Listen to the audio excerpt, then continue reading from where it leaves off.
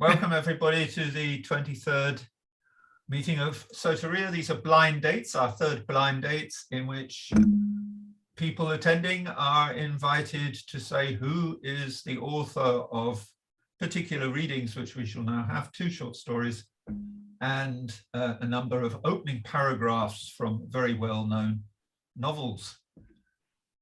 So let's go straight into it. Can everyone see? It has the size. Should I enlarge it or can everyone read it? It's fine for me. I don't know about anybody else. Yes, very much. Clear as a bell. Right.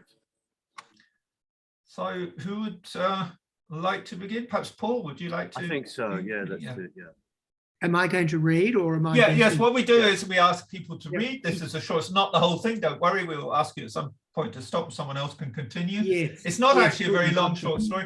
And then see if people can tell me who is the writer and who is, these are, tend to be, I can't guarantee it, but these will tend to be writers that I think most people will know or will have heard of at least. But I think that we should have some literary opinions about the thing that we've written. Oh, as well. Oh, game. absolutely. Yeah. What people think of it is very interesting as well. Yeah. Well, I will begin. I feel I'm reading Eric Blair, but anyway, he was on his way from his bachelor flat to the club. A man of middle age with a slight stoop and an expression of face firm yet gentle, the blue eyes with light and courage in them, and a faint hint of melancholy, or was it resignation, about the strong mouth. It was early in April, a slight drizzle of warm rain falling through the coming dusk, but spring was in the air, a bird sang rapturously on a pavement tree, and the man's heart wakened at the sound, for it was the lift of the year, and low in the western sky above the London roofs there was a band of tender colour. His way led him past one of the great terminal stations that open the gates of London seawards. The birds, the coloured clouds, and the thought of a sunny coastline worked simultaneously in his heart. These messages of spring woke music in him. The music, however, found no expression beyond a quiet sigh, so quiet that not even a child, had he carried one in his big arms, need have noticed it. His pace quickened, his figure straightened up, he lifted his eyes and there was a new light in them. Upon the wet pavement, where the street lamps already laid their network of faint gold, he saw, perhaps a dozen yards front of him, the figure of a little boy. The boy, for some reason, caught his attention and his interest vividly. He was dressed in Eton's, the broad white collar badly rumpled, the pointed coat hitched grotesquely sideways. Sideways, I think that's a misprint, yeah. From beneath the rather grimy straw hat, his thick light hair escaped at various angles. This general air of effort and distress was due to the fact that the little fellow was struggling with a bag packed evidently to bursting point, too big and heavy for him to manage for more than 10 yards at a time. He changed it from one hand to the other, resting it in the intervals upon the ground, each effort making it rub against his leg so that the trousers were hoisted considerably above the boot. He was a pathetic figure. Thanks very much, Paul. Excellent. Would someone like to continue? Perhaps Hewitt? If you wish to read, I mean, it's not, don't wish to compel people. I can try. I'm just wearing a new pair of glasses, so I might miss 1 or 2 words. I must help him, said the man. He'll never get there at this rate. He'll miss his train to the sea, for his destination was obvious, since a pair of wooden spades was tied clumsily and insecurely in the straps of the bursting bag. Occasionally, too, the lad, who seemed about 10 years old, looked about him to right and left, questioningly, is it, no, questionably, Questionably, I think it is. anxiously, as though Interesting. he expected someone to help or perhaps to meet him. His behavior even gave the impression that he was not quite sure of his way. The man hurried to overtake him. I really must give the little beggar a hand, he repeated to himself as he went. He smiled. The fatherly, protective side of him, naturally strong, was touched a little more perhaps than the occasion seemed to warrant.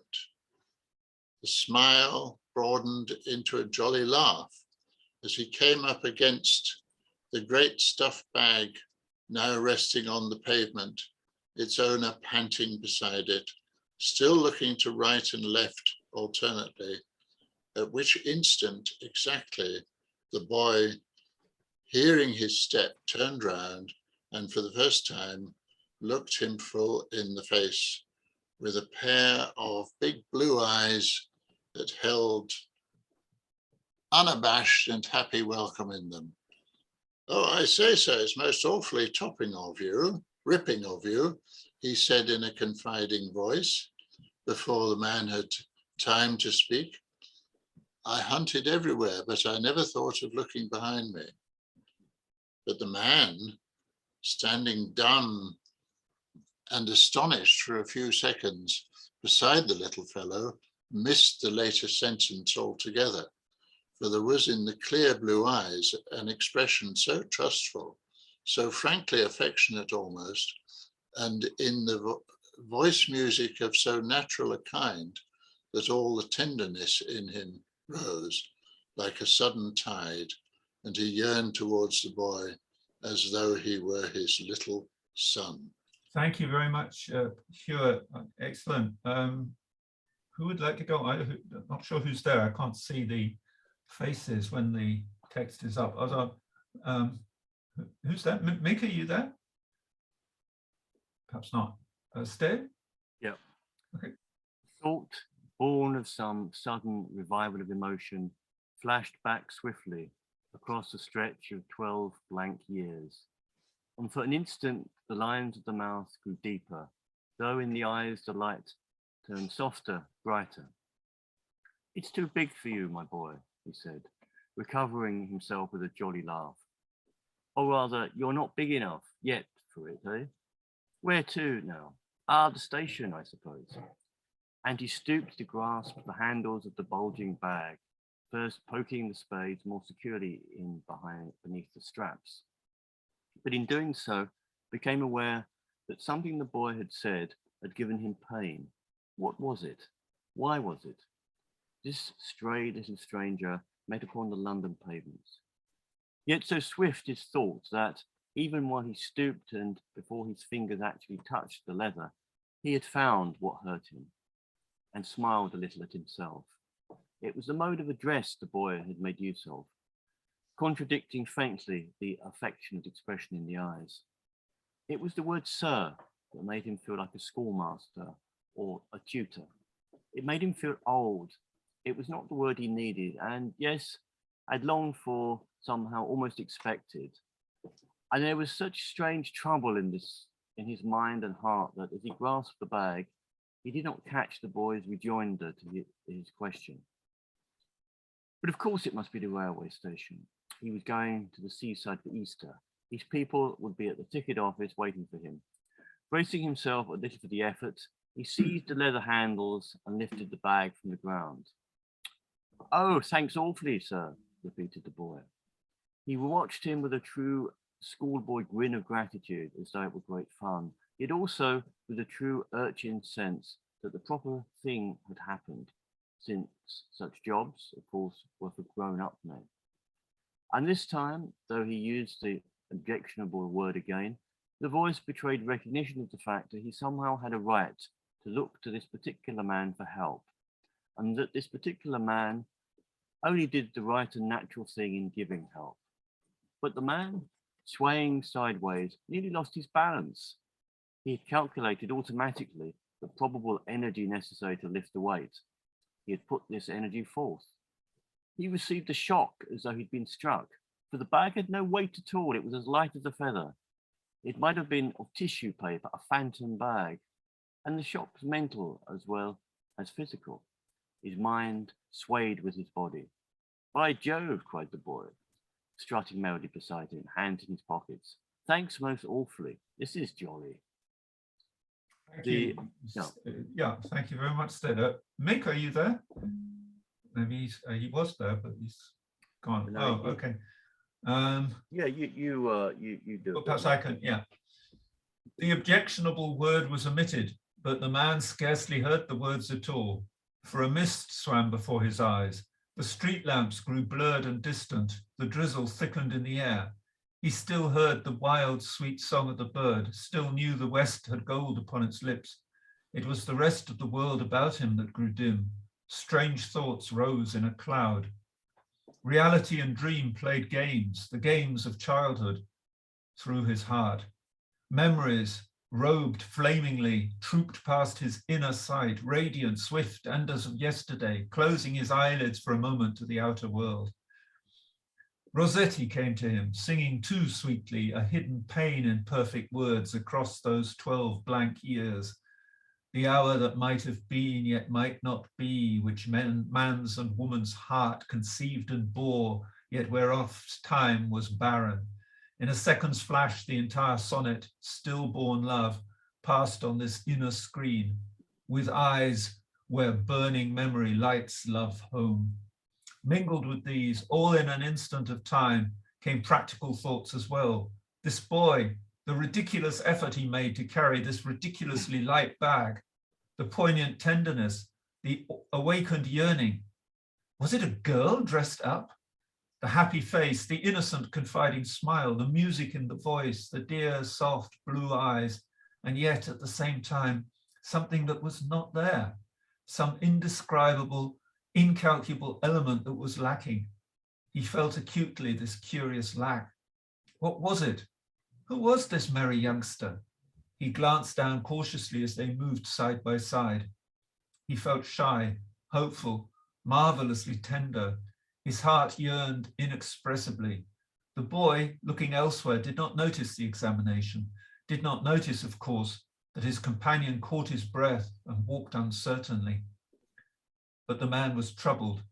The face reminded him, as he gazed, of many children, of children he had loved and played with, both boys and girls, his substitute children, as he always called them in his heart. Then suddenly the boy came closer and took his arm. They were close upon the station now. The sweet human perfume of a small, deeply loved, helpless and dependent little life rose past his face.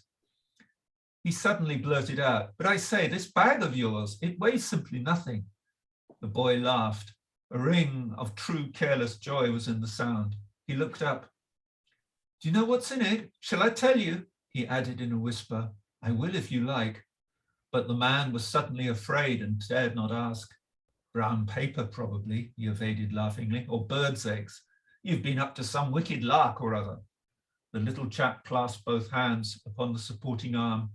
He took a quick, dancing step or two, then stopped dead and made the man stop with him.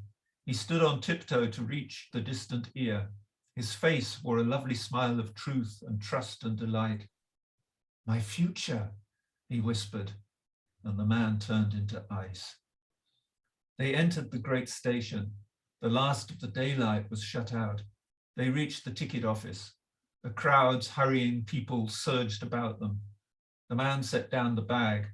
For a moment or two, the boy looked quickly about him to right and left, searching, then turned his big blue eyes upon the other with his radiant smile.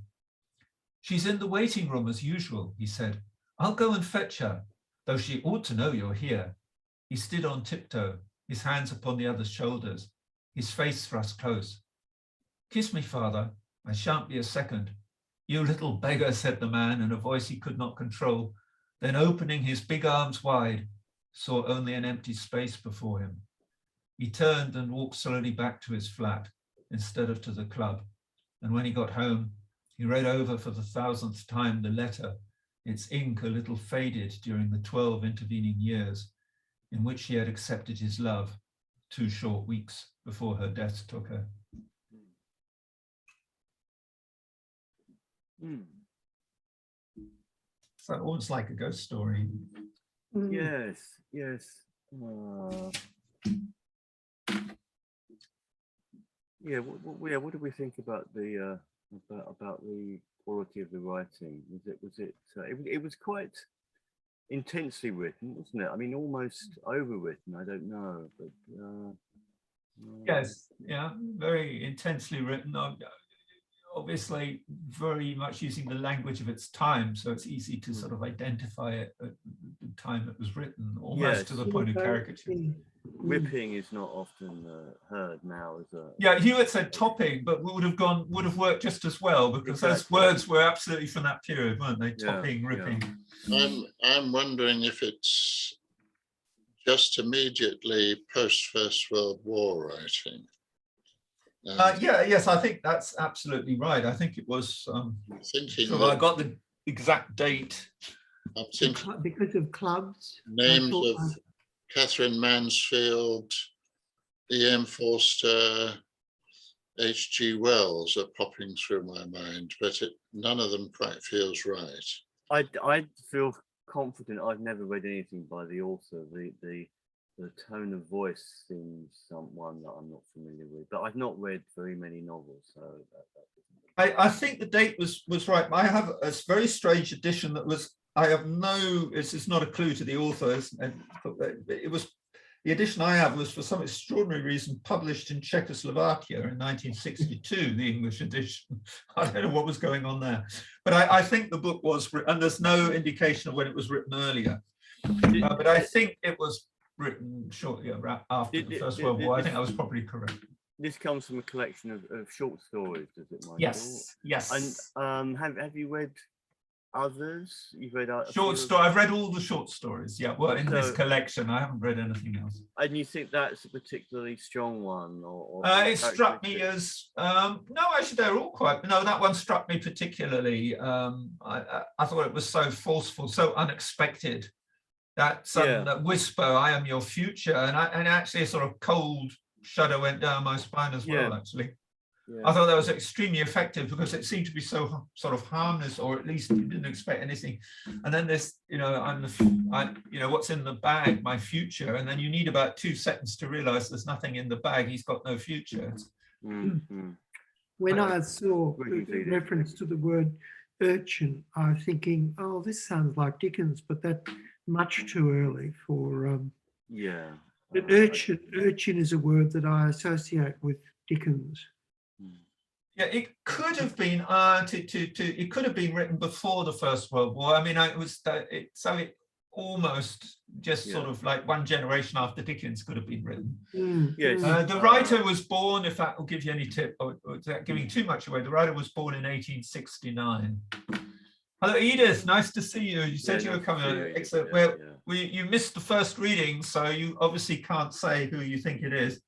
Well, it will be very embarrassing for all of the rest of us if Edith gets it. Gets it, because she knows me well enough to know he's probably chosen this writer, and he was born in 1869, so she knows. 1869, quick.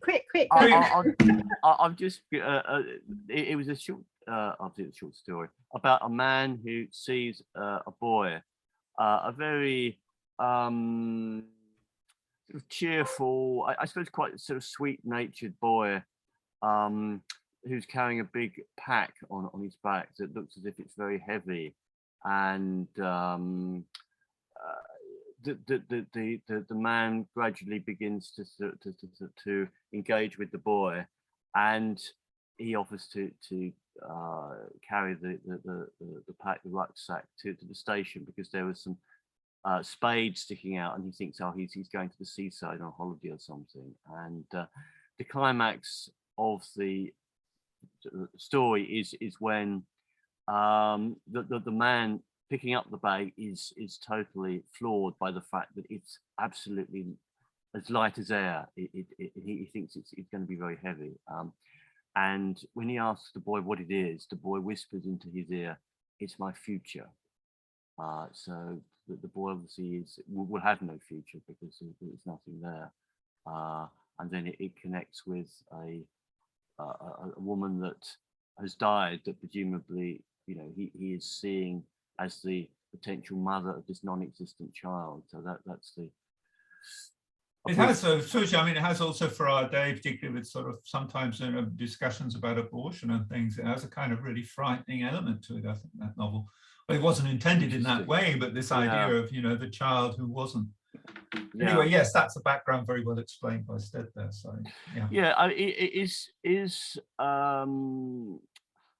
this a person who did have some bad experiences of a similar kind that informed the content of his stories, or that's not? very probable. I, to be honest with you, don't know very much about the person concerned. I simply enjoyed the short stories, which I think, just see the title, I think they're actually called Ghost Stories or something. Hold on just a minute. The title of the stories is Tales of the Uncanny and Supernatural. Oh, right. And this person was involved with various esoteric things. I'm not sure if it was a Golden Dawn or things like that, but he was definitely much in esoteric circles. I think he knew W.B. Yeats quite well. Not Conan Doyle, is it? It isn't, no. It's not. I think you had said Conan Doyle as well.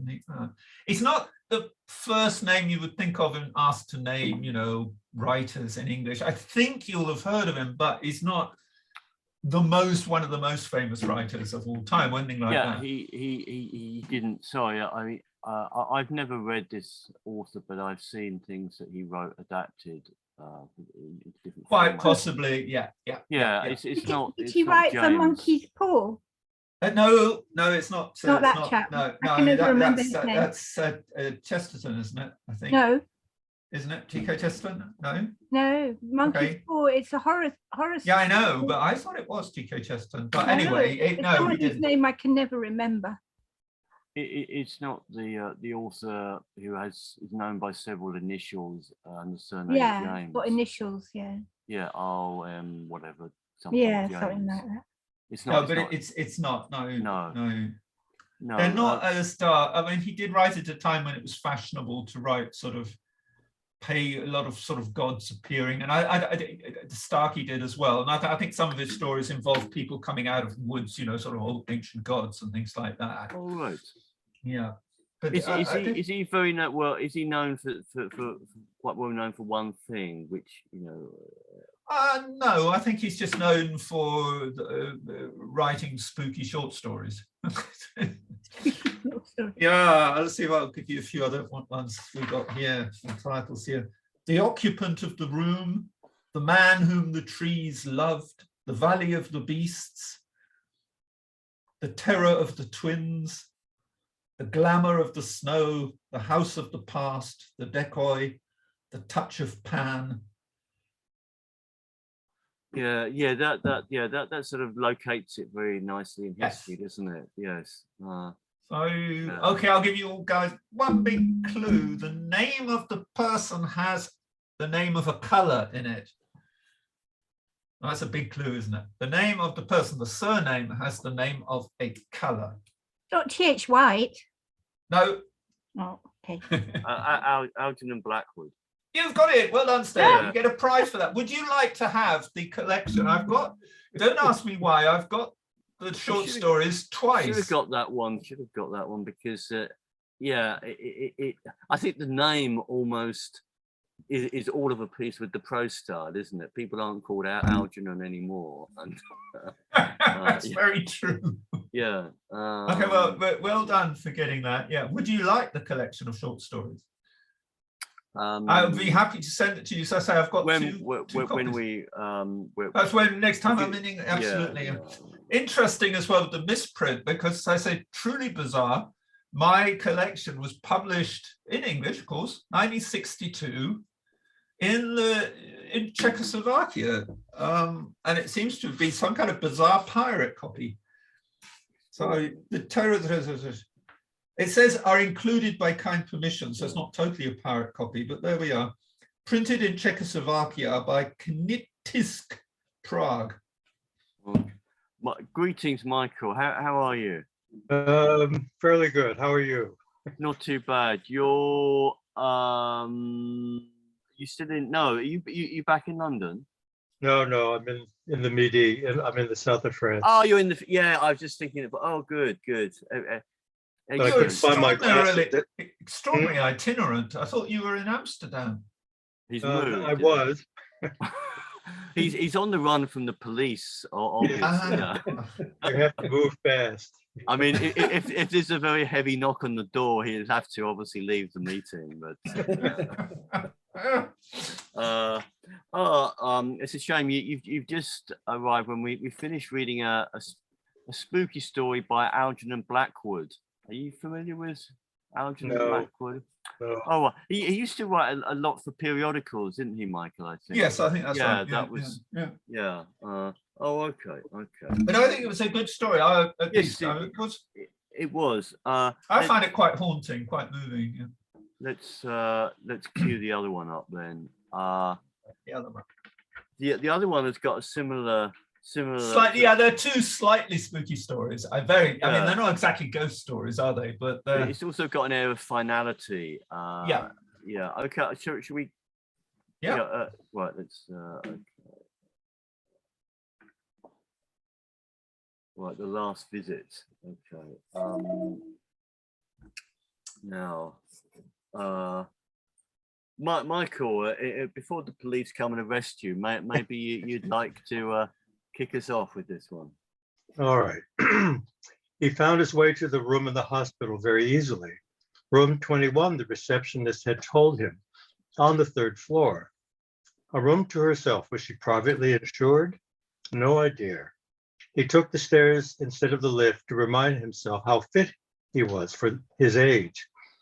It was a painful duty, visiting his mother now after so many years, just to say goodbye. He hadn't spoken to her or written to her since the day he left Britain for good. They heard about each other through his sister Brenda. Mutual resentment and pride on both sides, too, had kept them unrelentingly apart. He knocked. No answer. He opened the door. There was only one dim nightlight on. He could just see a shape in the bed, someone just lying there in the shadows. After the strong light of the corridor, he couldn't see much. Should he turn the light on? He didn't know where the light switch was, and besides, why should he wish to see the details of her decay? What he could smell was already bad enough. It was the smell that the olds carry about them in their last years. And there were other smells besides that. All of the smells disagreeable, all of them depressing, all degrading. Mom.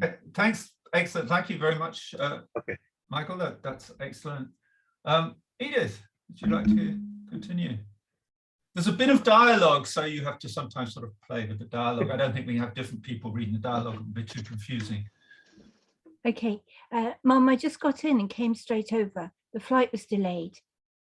He heard a rustling of sheets. The word sounded like an attempt to utter his name, Philip. He didn't know what to say. After he had walked out and left his mother when he was 18 years old, he had ignored her totally. They had not written, phoned, nothing, just a brief hello, as though they were strangers at Breda's wedding. Not that his mother had seemed to mind. All those men, he had been in the way. He had emigrated to America and done well for himself. What could he say? He would mention Breda. Breda has been to see you, she told me. The old woman seemed almost not to recognize the name. Breda, yes, I expect so. Expect so? What did she mean by that? Why should she expect Breda to tell him? Surely Breda could be trusted to do the right thing. His hyper-efficient sister had given him the name and address of the hospital and more or less ordered him to fly to Britain and visit their mother. He was due to see Breda that evening, in fact, for the first time since her wedding. Breda said on the phone she had been visiting their mother nearly every day. Unexpectedly, the woman suddenly spoke clearly and emphatically. Now, don't worry. Those words surprised him too. What did she think he should be worrying about? About her will? No, about her dying, presumably. He felt uncomfortable. The woman continued, you did the best you could. That wasn't true in any way, and now he felt downright embarrassed. Oh, I don't know. You acted by your own lights. Well, that was one way of describing his selfishness. Now he felt shame adding to the embarrassment. I'm sorry, and he actually meant it. Okay, thank you, Edith. That's excellent. Paul, would you like to go on? Water under the bridge now, water under the bridge. I was selfish too. You look after her, that's the thing. You make up for everything you forgot in your big, busy life. You're all right. I was selfish too, she had said. She admitted to being selfish at last. What a change. But what did she mean by look after her? Who? Did she mean look after his sister or look after his current girlfriend, Julia? Could be either. As if either needed looking after, not those two. How would she know about Julia anyway? Never mind, keep her happy. Come here. He moved closer to her bed, still standing, still ashamed, not wanting to get close. Will you promise me something? He felt untypically moved. Was he going to start crying? What was the matter? It wasn't his way to feel moved like this. What would she want him to promise? To come again tomorrow? I'm so glad you came at the end. Now just say, yes, yes, just say, well, just promise me that you'll take good care of them. Who? What? Take good care of them? Old people, he supposed, lost all sense of time and who was who. All right then, if it made her happy. Sure, I promise. And promise to look after William too. William? Who was William? He didn't know any William. Well, wait, of course, her cat. But William had died nearly 50 years ago when he was a boy, when he still lived at home. A black and white stray that always seemed to have fleas. Poor old William. It all came back. His mother, the kitchen, the cat. Humour her. It was the least he could do after so long. I'll look after William, I promise. Good. There was a long silence. Finally, the dying woman spoke again. Her voice was a little stronger again, almost peremptory. You can go now, but thank you, thank you. You've made me, a long pause again. You've made me happy. I can't say how grateful I am. She sounded sincere. Really, he had done nothing more than come to see her and make a vague promise. He mumbled something indefinite about coming to see her again tomorrow, but he sensed she didn't believe him. He could just make out in the gloom that she waved her hand at him impatiently, dismissively, but he knew that she was contented, relieved, just by his promise. Well, thanks, Paul. Yeah, it's amazing how well everybody reads, really. Thanks. Hewitt, would you like to continue? When he left the room, the bright lights of the corridor temporarily blinded him. When he could focus, he saw that a nurse was standing and looking at him in a friendly way. Ah, good, at last, we were hoping. You must be Mr. Sparrow. Did she recognize you? Yes, yes, she did, but what do you mean? I'm so glad, the nurse cut in. We'll all be so glad. She's been so patient. She was hoping you could make it. She kept asking if you had phoned or written or if you were going to come. And you didn't, and she was very disappointed. I shouldn't say it, but really I think she's just been hanging on, hoping that you would visit her and say goodbye. I don't think you could imagine what it means to her. I don't know why you didn't telephone before, but that doesn't matter now. All's well that ends well. She can go in peace now, if you don't mind my saying so. Yes, they were strong words to talk about someone's dying mother, but he didn't mind. No, of course not. No, I mean, no, well, it was nothing. Nobody would say you had to. It may mean nothing to you. It probably doesn't, but it means the world to her, believe me. Thank you so much. Nobody here thought you would come. We obviously misjudged you to make that gesture. Nobody thought he would come? Brenda must have been talking. He resented that, just like her too.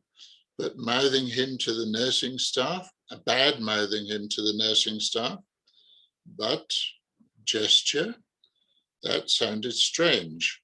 A visit from her only son, a gesture, might have been ironic, but he saw no irony in the nurse's expression. And what had she called him? Yes, I'm glad I could make it, but please, look, listen, yes. You called me Mr. Sparrow just now. I'm not Mr. Sparrow, you know. Not Mr. Sparrow?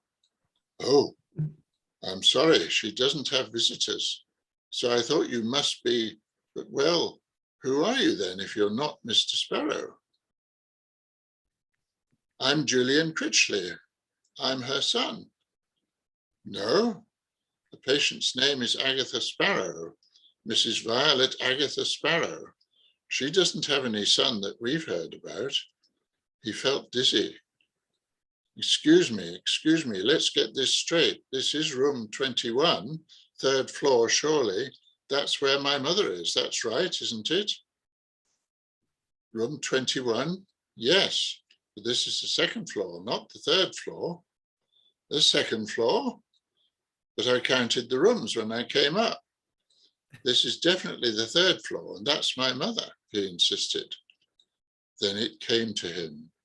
He'd been living in the US for so long, he had forgotten that the 1st floor in America is called the ground floor in Britain. He'd been talking to a stranger. You'll find Mrs. Critchley 1 floor up, said the nurse.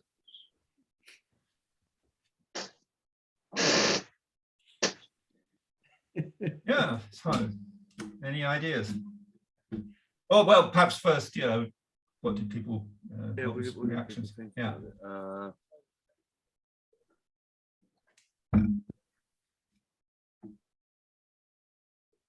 Yeah, it was. Yeah, it's quite. I mean, quite entertaining in its own way. I mean, the idea wasn't a profound one, but it is interesting how small mistakes can lead to big ramifications in thought. So that was that quite nice. But also how people can have sometimes a false sense of reality. Yeah, it's perhaps also very true today with the internet and everything, that people think someone is someone who isn't someone. Yes, absolutely. I mean, I had an invitation to an event recently, and I thought, oh, that's nice, someone's invited me. I had no idea who it was, but it was only later I realised that it was someone that I knew under a different name. I didn't know about those kind of things, but Julian Critchley is a name of wasn't it the name of an MP or somewhere? Yeah, I think that's right. Also a philosopher, I think. Interesting point.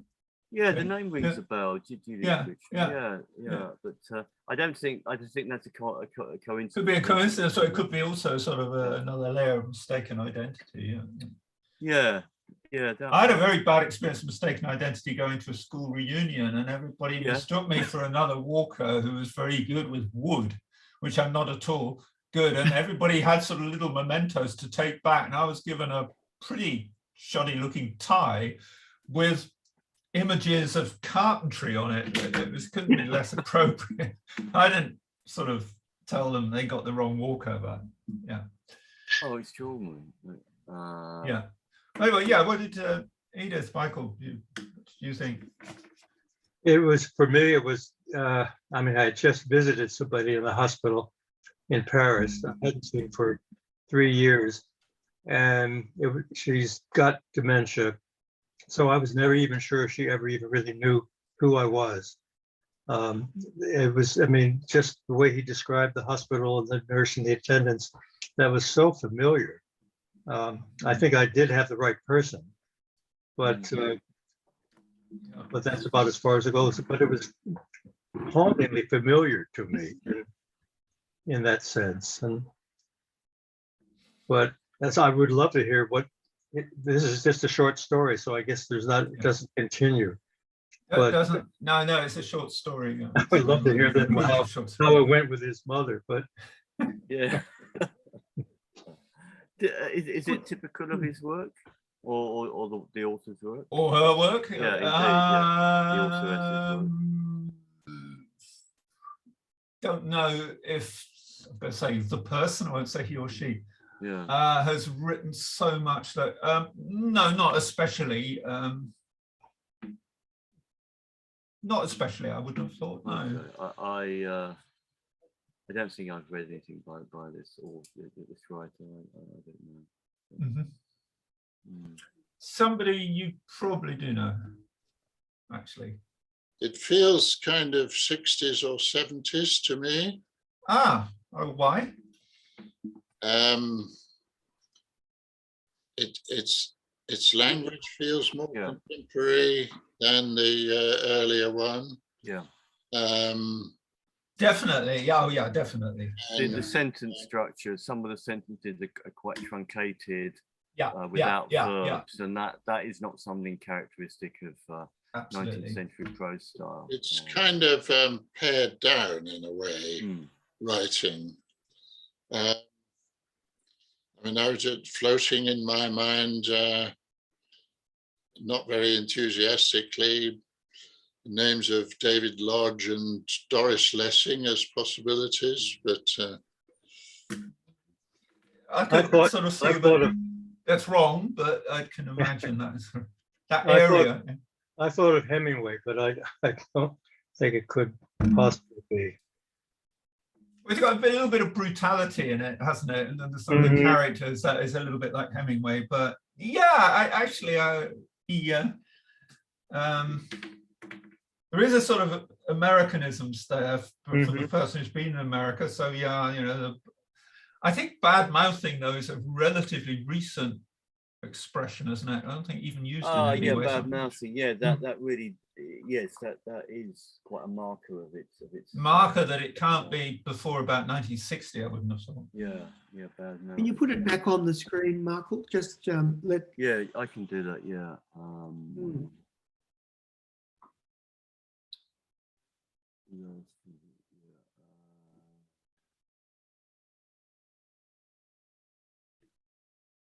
Oh, sorry, no, it's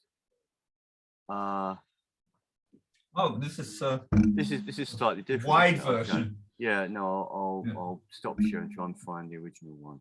Sorry.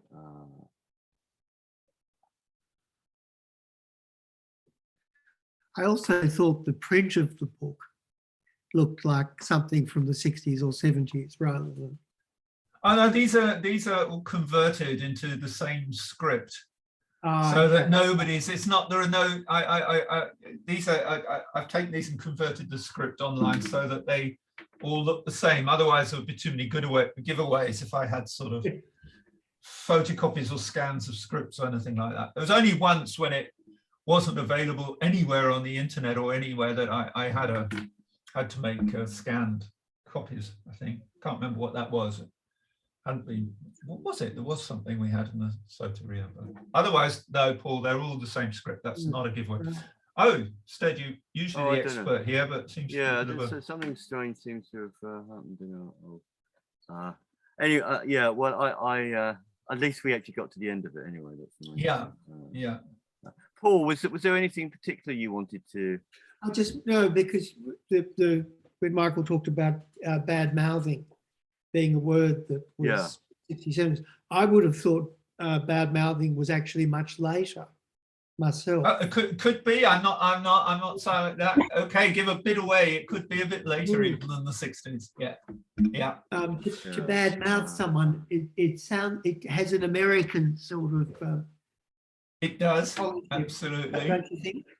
Absolutely. But I've only come across bad mouthing in the last 10 or 15 years, I think. Yeah, I think I've got the bad. No one thought he would come. Brenda must have been talking. He resented that, just like her too, bad mouthing him to the nursing staff. Yeah.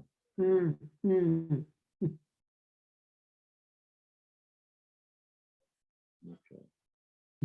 a visit from a Okay, Roman I'll give. scientist. Perhaps I should give a clue. I'm pretty sure that this writer has not written very much, and probably not been terribly successful, but it's written a few short stories and a few poems. It's not incredibly well known. Right. But on the other hand, I think you will know the person when I say it. I'm sure you will. I take it that your coyness with the pronouns means it's a lady. Okay, I'll give you a bit more of a clue. No, it isn't. It's a Oh, man, okay. actually. Oh, you were No, leading I us just down. wanted to. No, it's not. It's a man. Okay, okay.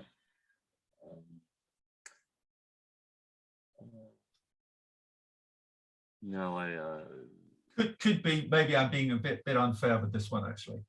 Which is also a bit of a clue. is he from America? No, No, he's no. British. So that you could take that bad mouthing as to being typical to characterize, because that character is from America, obviously, or had lived in America and used American language. No, it's British writer, still alive. Let me just throw in here, badmouth goes back to, you could badmouth someone in 1848. It was first used Oh. in 1941. Oh, right. So, okay. So you checked up on that. Okay. So, but it made, So I gave slightly, away that, but it is very recent. This story was written, not quite sure exactly when it was written, but it was written very, very recently.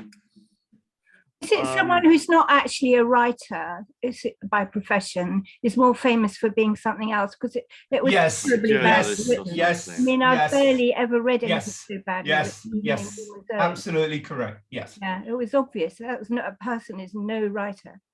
I mean, you know, but I still can't guess it. So they're famous. Oh, well, that's very interesting. In what ways the person? Well, it was the style. I mean, it was clunky. The dialogue was hopeless. It was pedestrian. It was nothing. That person can't write. Okay. Not one of the Pythons. Pythons. Monty Python. Multi. No.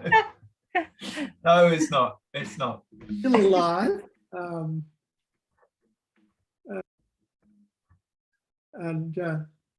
So they do something. They're famous for being something else, not a writer, really. Then, Yeah. yeah, that's where we should be heading down for the clues now. What do they do? What are they actually good at? You know,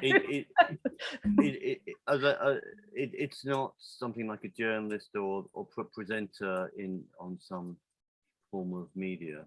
Yeah, I would say. Yeah. Yes. Okay. Journalist, I think would probably be the right description. Yeah.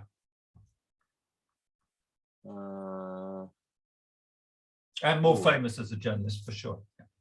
Right. Okay.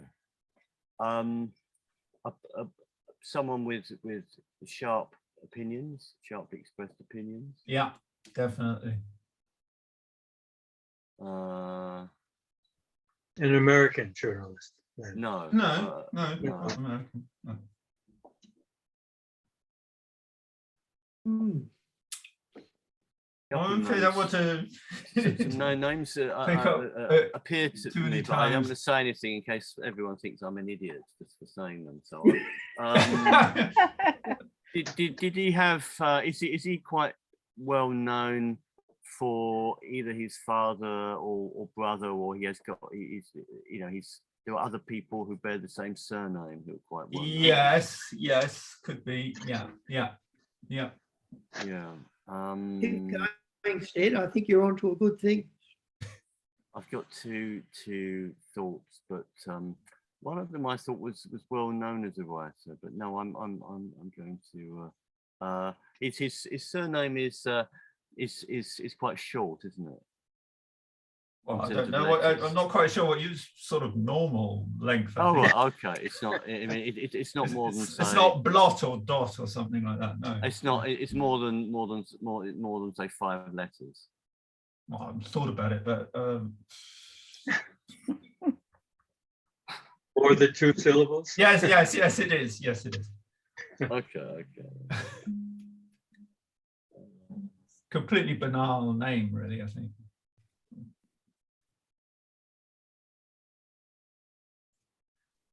I give him. Is this person written it? Sorry, Paul. I said I give him. Oh, you give it. Has he written any books on factual subjects, to your knowledge? Or? Books on factual subjects. Yeah. Well, non-fiction, you know. Books, yeah, on biographies or reviews, but that's something else. No, not sort of publish something on geography or something, if that's what you mean. No, Right. no. You write in the Spectator? Has done, yeah. Yeah. It looks like you've all drawn a blank, but perhaps it's a little bit unfair. Yeah, can you give us a clue? Well, I'm trying to give you a clue that isn't too obvious.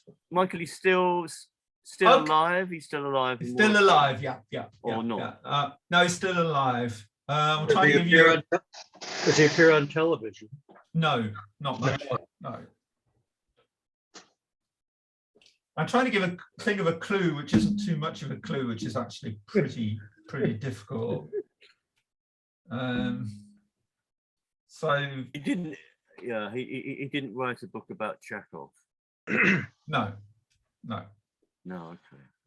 Instead, you said there's you said there's other people with the same surname who are also journalists. Yeah.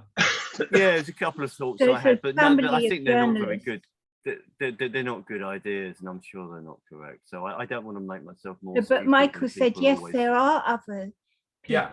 Yeah. from a dynasty. It's Yeah, not well, that's- Well, I'm not sure about dynasty. Well, I mean, it's not Dimbleby, is it?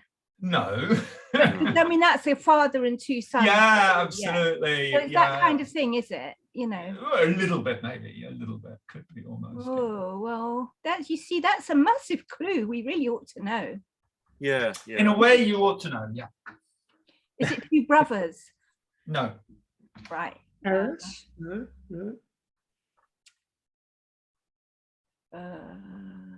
It's not one of the Johnsons, is it?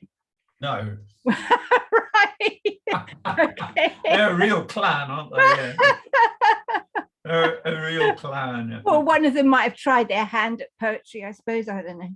Yeah. Anyway. Yeah, it's curious. I did think of Paul Johnson, who'd written factual works. And, Although he's no relation of Boris Johnson, is he? No, he isn't. I think Boris Johnson, is he still alive? Because he's completely, when he has nothing about or from him whatsoever, and he was prolific, writing actually for The Spectator years ago, wasn't he? And it brought books out, and seems to completely.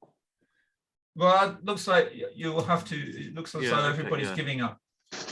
Well, I think Paul Johnson did humour, though, did he? Sorry. Paul Johnson, the writer. Yeah.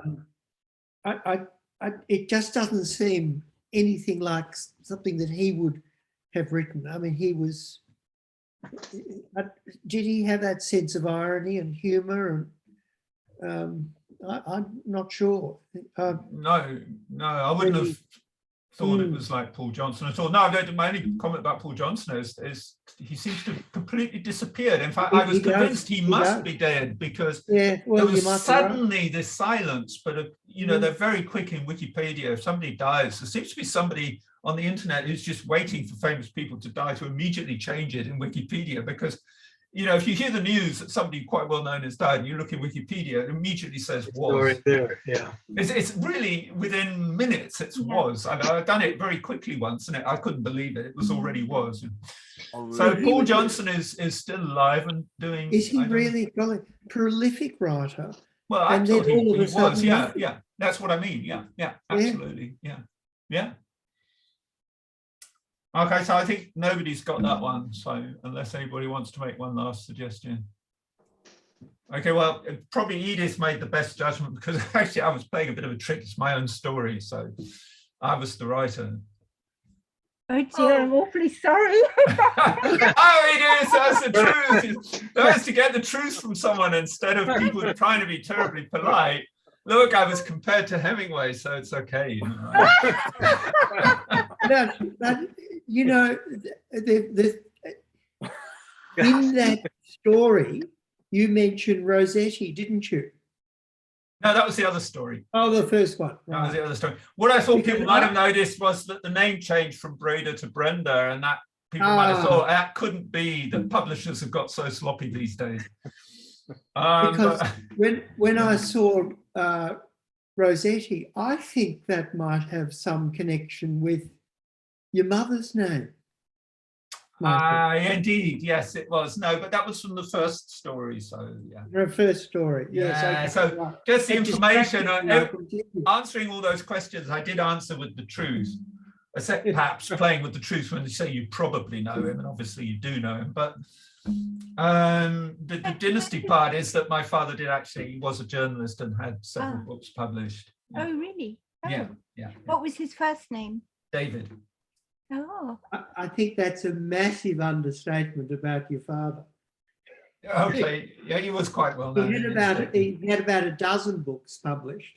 Yeah, Oh, really? I'm going to put him up on Wikipedia myself because I tell you, the little stories is very strange. He's on the German Wikipedia, which is kind of shaming for me because he's not on the English.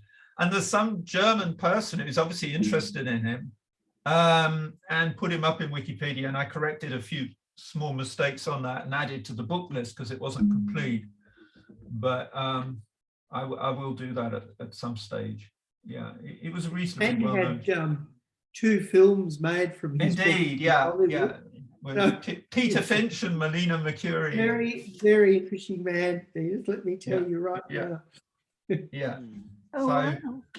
So there you go. Yeah. No, Edith, I thought that was excellent because you Oh, I'm gave so sorry, the but you true know. judgment. No, you wouldn't I've have never spoken heard like that someone if I'd gone to chopped you and down, said, like, you you know, know. Edith, tell me what you think of this story.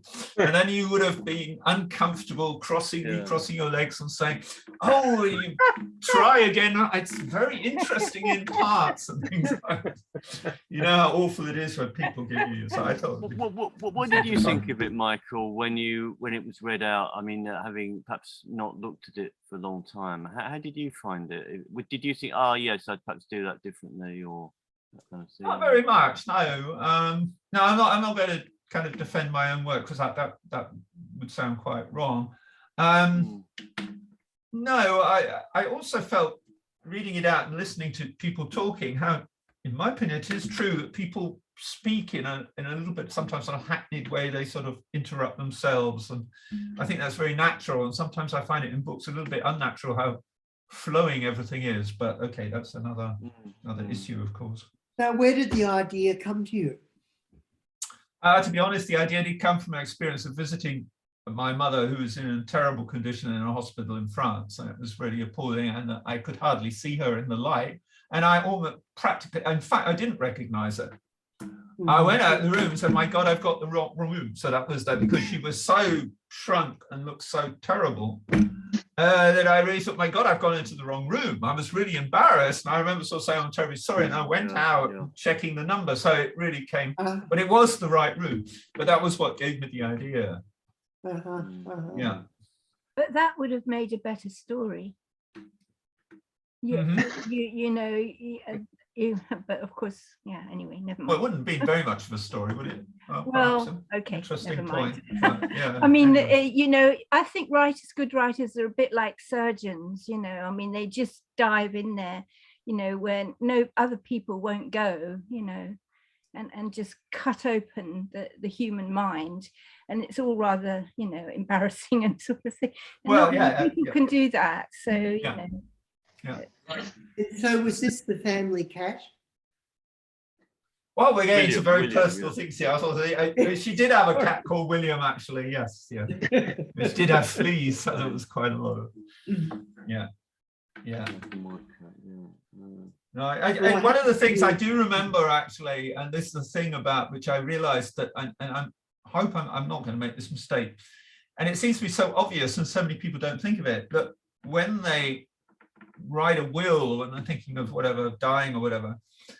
And they request that all kinds of people receive all kinds of things. And they forget that these people of their generation are not going to live very long themselves, or maybe have already died.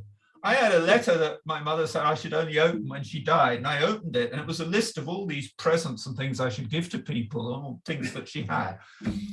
Over 50% of them were dead already, these people. And the other thing, which I'm afraid to say is probably very selfish of me, I bit resent to this day. I mean, a whole series of things which I gave away to a person died 2 months after my mother.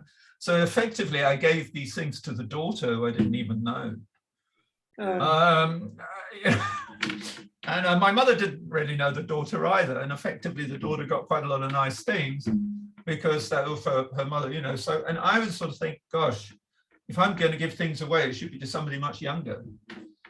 I still, but I don't know lots of people who are way younger, but if I do, I sort of bear that in mind because it's sort of obvious when you think about it, but I think a lot of people don't think about it. Think, oh, you know, I'll give, Tom can have this and Julia can have that. And yeah, well, they're all 85 as well, you know. But young people don't want things. Well, that's true. That's very true. I mean, it's like my books. I mean, try and find people interested in my books. And, you know, there is a library, a conservative library in Berlin that'll take my old Nietzsche's and things, but that's about it. I find this, my life is almost, it's sort of paralyzed by the fact that I've got quite a lot of things in my house that I think are worth something. I feel a protective sort of duty towards them. So I don't want to throw them away, but they're very difficult to find homes for. And it's a strange situation, really. They have a tradition in Germany which works very well. I don't know if they have it in England, that there are certain days when people collect things that you're throwing out that you couldn't normally put in a dustbin. And although officially, because it's Germany, of course, they even have a law against people picking it up. Even in Germany here, people ignore that law completely. And so you can put things out and it really, you think the most useless things. And within hours, they've gone. It's quite extraordinary. I told you about my mother. I mean, we did put out her wheelchair. It was gone. It didn't totally work. It had gone within, I'm not joking, 20 minutes. We didn't know who did it, who took it. It was a big thing. You couldn't just pick it up if you're walking in the street. And there are not that many cars in the street. It's almost uncanny. It's like sort of vultures. And but other sort of useless things. We had a broken radio, old mattress. They'd all gone before the official people came to pick them up. Quite incredible. Well, we have the weekend thing of people putting things out on the nature strip on the pavement, and there are these mainly men who drive around with trailers on the back of the cars, and they're called the vultures. And it's amazing, except that if you pack everything very tidily on the nature strip, by the time they've gone through throwing things out, it's a complete mess. But it's remarkable how things that you think no one could be interested in, there must be some value in things that I don't see. Absolutely. Broken cassette players from 1980 or something. I just beyond my imagination what anyone would want to do with that. Broken anyway, and who plays cassettes? And it's coming back. Is it? Is it really? Okay. Yeah, and a lot of those cassette players aren't being made anymore, and they can be repaired. So you've got, you know, quite a useful, you know, vintage item. So yeah. Anyway, anyway, after that, yes, shall we now move on to the to the opening paragraph? Depending on how much time people have got. Want to do? I mean, or you think that the game might make more sense and leave the opening paragraphs to another time? Maybe, maybe. Okay. Let's do the language. Let's do the language thing. I think most of us have got a bit of German. Maybe that might be. Well, this may go very. I don't know how good people will be. Let me, in case some people came later. I've got 7 questions related to Italian, Spanish writers and 6 questions related to Russian, or I should say Russian language writers, 9 questions related to French language writers, 10 questions related to English language writers. And I'll ask each person a question, and I don't think guessing is really allowed too much here because, or, you know, trying again, because sometimes it's relatively easy. And if you go through 3 writers, you might get it. And you need 1 from each group, and you need 2 on top of that, shall we say, and that to win. So you've got to have 1 Italian Spanish group. You see what I mean? 1 Russian group. I hope that makes sense. Shall I start with Stead? You can start, Stead, with any group you like. You can start with the French group, Russian group, Italian, Spanish group, oh, German group as well, and the English group. I don't feel I'm, you know. If you don't get it, then it goes round each person until so.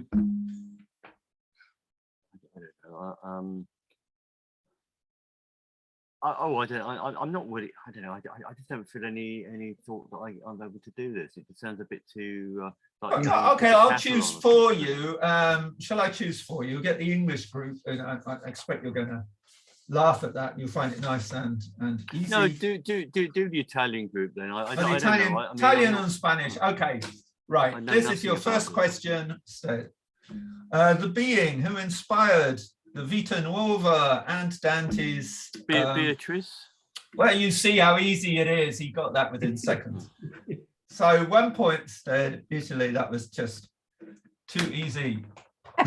Hewitt, which group? You see how easy they are. Sorry, am I? Yeah, would you take Russian or Italian, Spanish or French? French. Coming up, hold on. Which of the following is not a play by Racine? Britannicus, Phèdre, Le Cid, and Berenice. Le Cid. Correct. You see, I thought these are going to be too easy for people. Oh, okay. So 1 French, 1 for Hewitt. That's pretty good. So, yeah, Paul, it's classy, isn't it? It's a great act you have to follow here. What are you taking? We haven't seen a European here in 150 years. I'll have to go English. You have to go English, right? Okay. How many husbands did the wife of Bath have? How many husbands did the wife of Bath have? You know, from the Canterbury Tales. Yeah. Husbands at church door hatte he. I'm guessing 4. 4 is wrong. So Edith, chance over to you. 9 is wrong. Michael. 5. 5 is correct. So Michael's got an English 1. Yeah. Okay. So far, Stead's got 1 point with an Italian, Hewitt's got 1 point with a French 1, and Michael's got 1 point with an English 1. So going to Edith, because those were bonus points. Yeah, Edith, what one are you taking? What group? Well, I'll go for Russia because then I won't be embarrassed because I haven't been able to answer any of them, to be honest. So I think you'll get this one. Russia. Although that sometimes isn't. That sometimes is almost like pressure, isn't it, when you say that? A famous story by Gogol concerns a part of the body which escapes from the author and leads its own life. What part of the body is it? And the name of the short story is called and then the part of the body. Nose? Is correct, yes. Well done, Edith. Well done, Edith. It's the nose. Yeah, that's right. So we got after Edith, it's Michael from, I say Michael from wherever you're from now, the south of France. Which kind of group are you taking? Okay, English.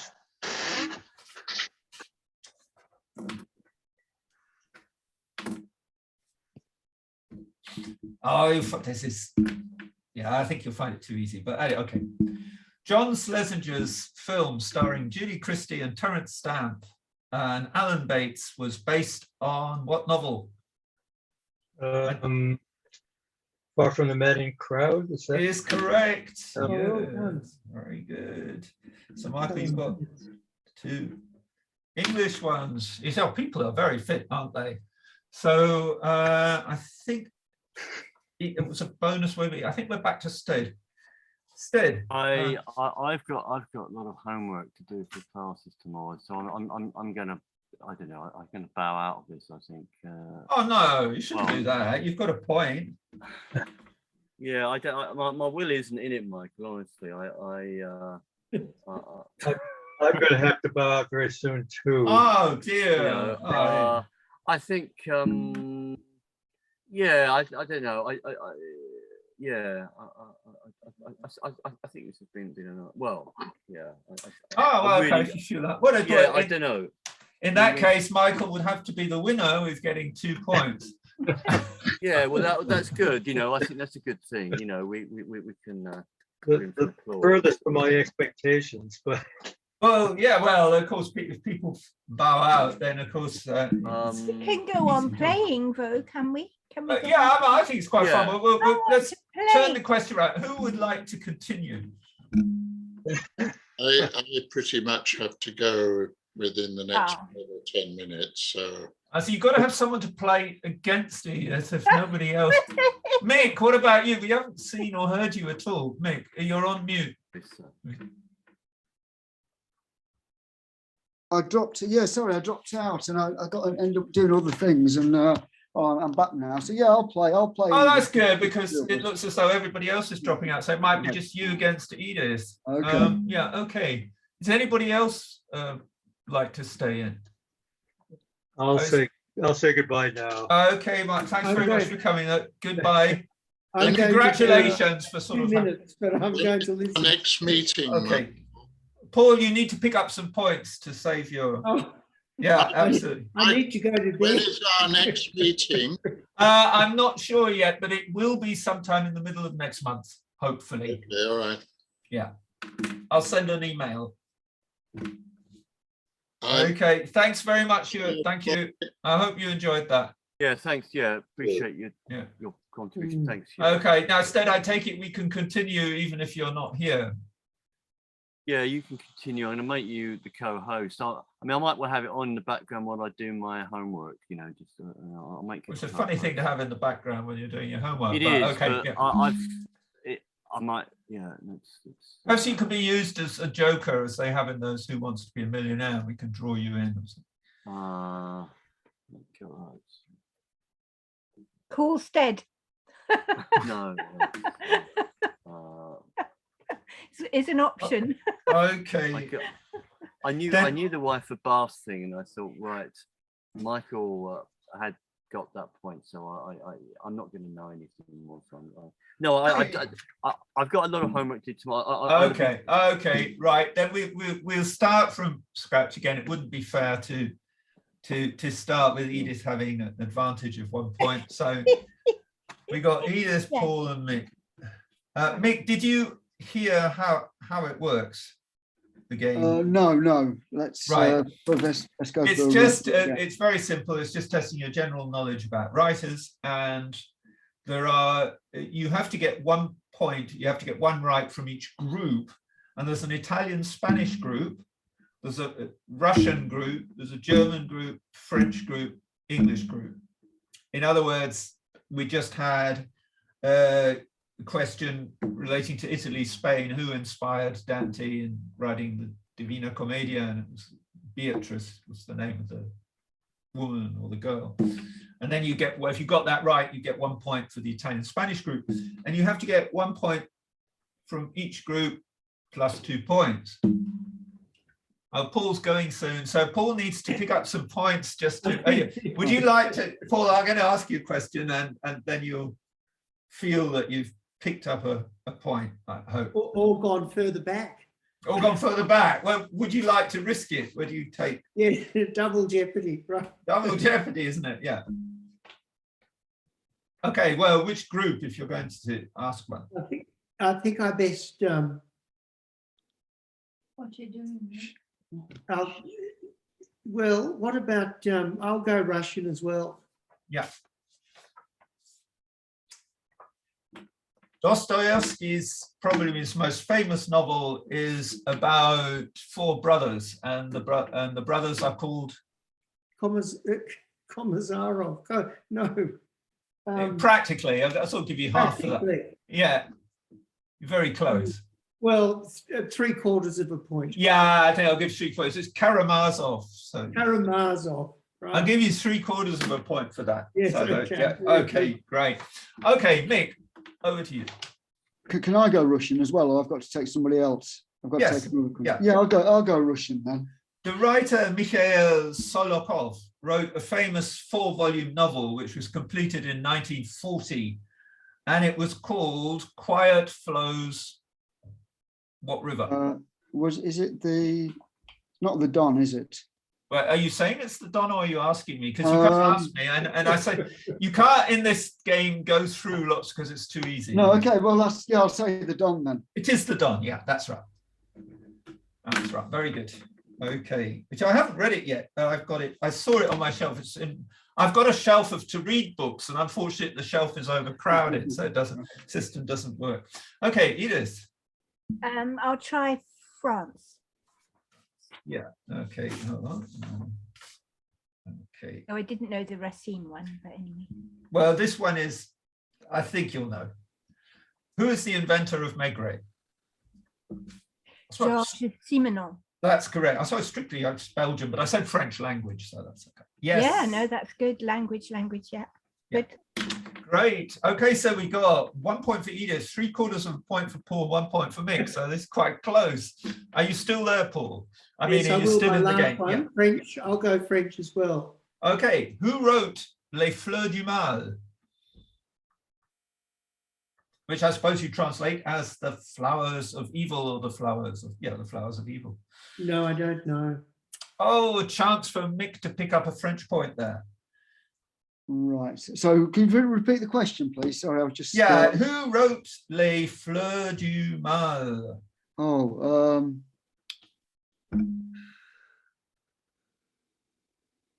I'm trying to think. I've heard of the novel.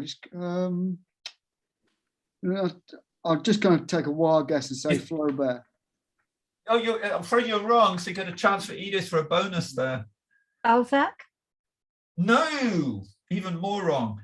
No, it's Baudelaire. So no points there. No points there. Well, I knew it began with B. I knew it began with B. Okay.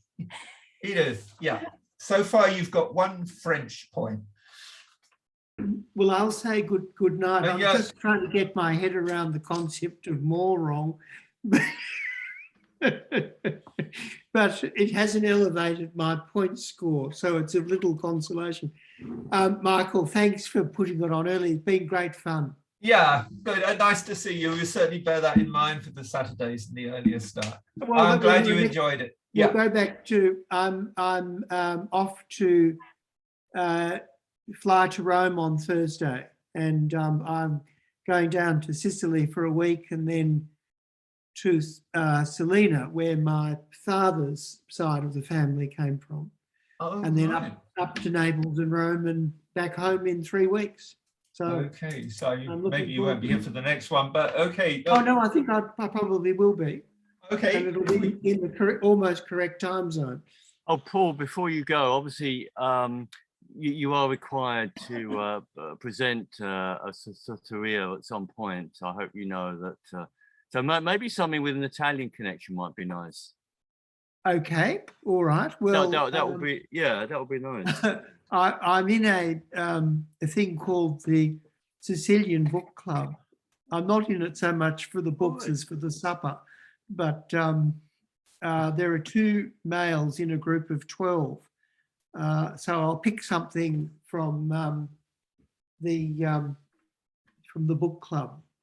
It might be Giuseppe Lampedusa or Yeah, exactly. I mean, that Yeah. that might be a good one. Yeah, to do it. Yeah, no. Yeah.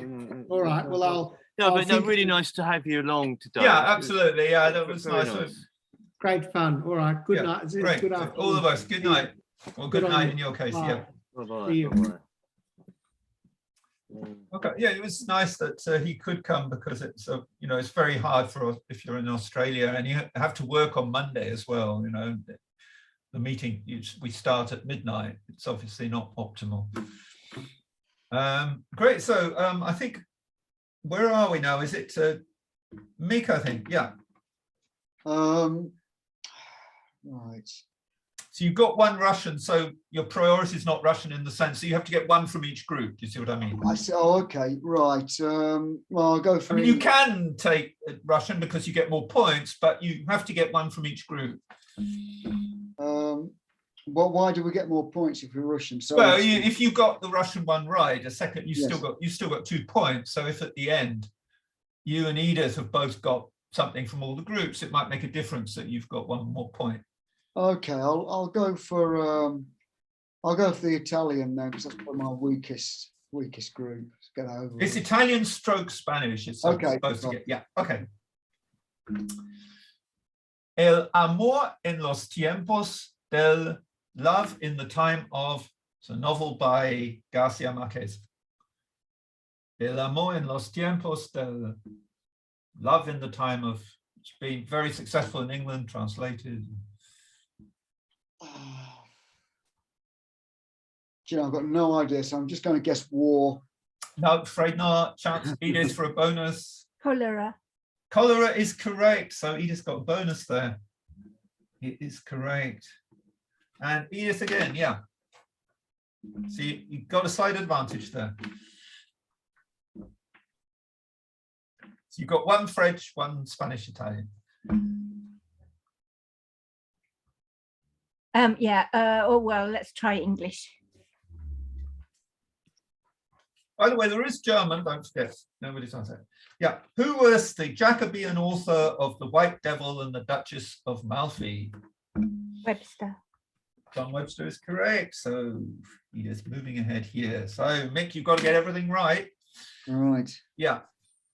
Well, I'll go for German then. For German, right.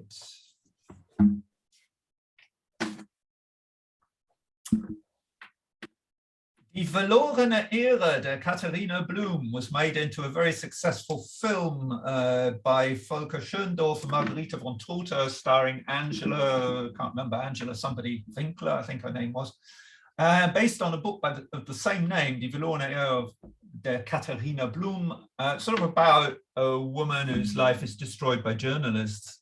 And the writer was? No, I know nothing about modern literature, so oh right, I'll ask you an earlier one next time. I've got some earlier ones. So Edith, if you pick this bonus up, you're in a very strong position. Oh, and it's one of my favorite films that is completely brilliant, but I don't know who wrote the book. I didn't even realize it was from a book, you know. The thing is, when you watch a film, you're not really aware that it's... The writer was very left-wing and very Roman Catholic. Oh, it's not...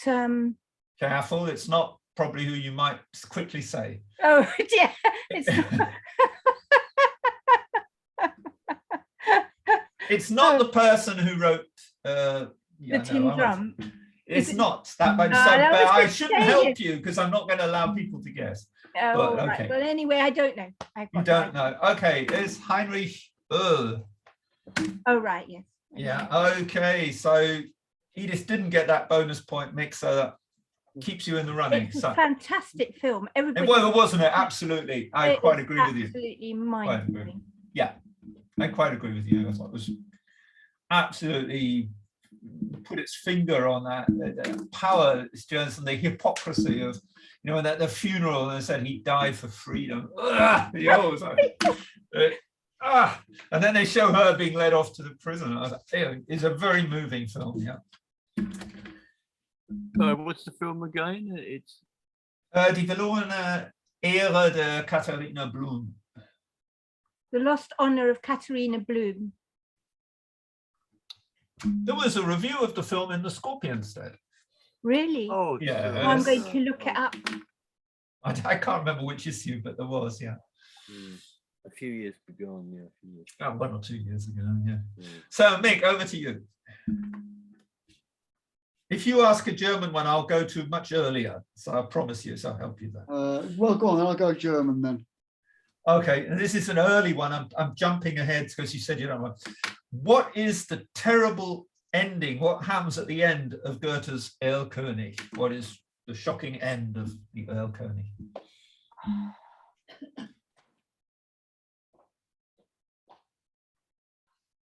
Yeah, I thought it'd be a question by somebody by Goethe, but no, I have no idea. Und Absolutely no idea. schließlich war.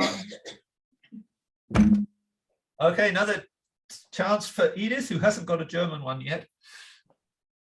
Sorry, I smelt my lunch burning, so I just went to turn it off. What was the question?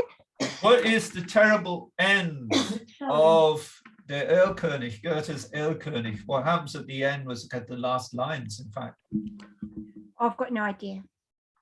Oh, that really surprises me when you both very well, Edith was very fit. So, ja, und endlich das Kind war tot. The child was dead. And the Erlkönig was dead.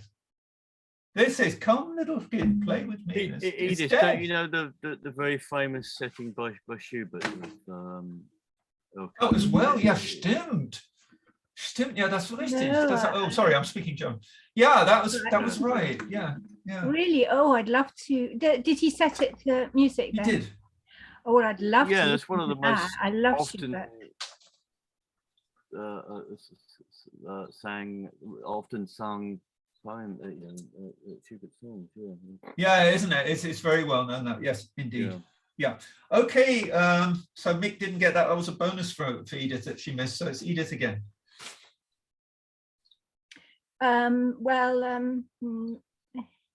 What points? You've got a French point, you've got a Spanish point, you've got an English point. You haven't got a Russian or German yet. Oh, right. Okay. Well, look, you're going to run out of German questions soon, but I'll go for German in the hope. Yeah, that- I hope I have got enough questions. I have got a few. So okay. This is a German poet who shot himself, and on his gravestone is written a line from something that he wrote: Nun Unsterblichkeit bist du ganz mein. Now eternity or immortality, you are completely mine. I think they've recently changed the stone, because I looked the other day on the internet. It was a different stone. I remember visiting it with my wife, and it was just after the DDR, the East Germany was no longer there. And in DDR, that was a subject of some embarrassment, this writer. But they changed their mind about him in the last years of East Germany and actually produced a coin with his, I don't think anybody used their coins very much. But anyway, they produced a coin with his face on it. Nun Unsterblichkeit bist du ganz mein. I've got no And idea. he killed himself. I'll help you a little bit. In 1811, shot himself. Oh, shot himself. With a woman called Henrietta Vogel, who was dying of cancer. So the whole thing was rather macabre. And she didn't want to die alone, and he died with her.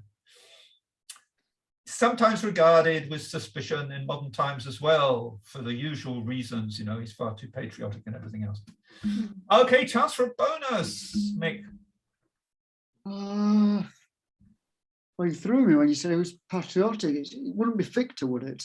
It would not. So no points there. It was Heinrich von Kleist. Ja, Unsterblichkeit, du strahlst nur durch dem something Messer hier, der Glanz. Tausendfache Sonne, something. It's good stuff. Well, So where is his grave? it's near Berlin, between Berlin and Potsdam, by the side of a lake. And in the East German times, they didn't vandalize it, but they didn't do anything at all with it. And it was amazing that my wife and I even found it. And it was just a stone out of leaves. And now everything's, it's done very tastefully and everything, but it's almost a pity that they just didn't leave it as it is. But of course, people can't. but it's not, it's quite tasteful, but I didn't see the same quotation. They just had his name, not even the dates of his birth and death, and this quotation. And I thought that was really quite impressive. And I think they've changed it, but apparently his stone's been changed several times. There've been lots of arguments about it. And then once they got the birth date wrong or something, it was very embarrassing and had to have a new stone. He doesn't seem to have had a very peaceful time in that respect after his death. But anyway, yeah. Okay, so Mick, that was a bonus that you missed, so your chance again. Yeah. Okay. You've got so far just one Russian. Yeah, I know. I'll just go for English then. I think. Try and get another point. Try and get another point. Yes. Where's my English? 'Tis an ancient mariner, and he stoppeth one of. 'Tis an ancient mariner, and he stoppeth one of.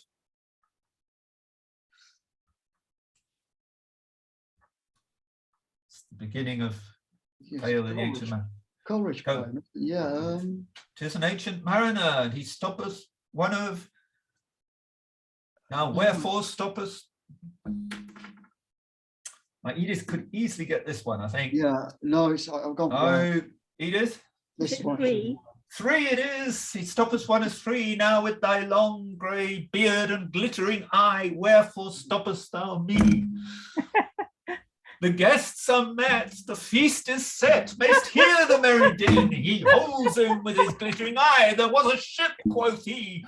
Hold off and hand me, grey-beard loon. Eftsoons his hand dropped he. Can we have a whole Soteria on it, on the Ancient Mariner? Well, perhaps we should actually. I remember that as a child being so impressed by that poem. The ice was here, the ice was there, the ice was all around it. What was it? It cracked and something like movements in a swound. Yes, and it was a great moment for me because I really thought it was disgraceful that he killed this bird, which was perhaps as a small child, my first sort of feeling for animals. And to go, what a disgusting thing to do, you know. And that appeal at the end is the first sort of inverted commas green appeal, isn't it? Absolutely. He serveth best who loveth best, all things great and small. It's on my mother's grave.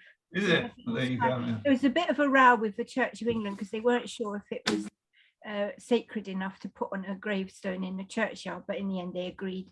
What, a quotation? He He loveth best who serveth best. Yeah. Yeah. In the end, they decided, the Bishop of Norwich decided it was okay.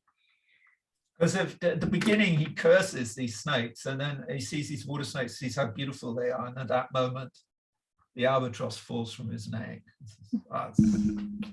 Anyway, yeah, so bad luck, Mick.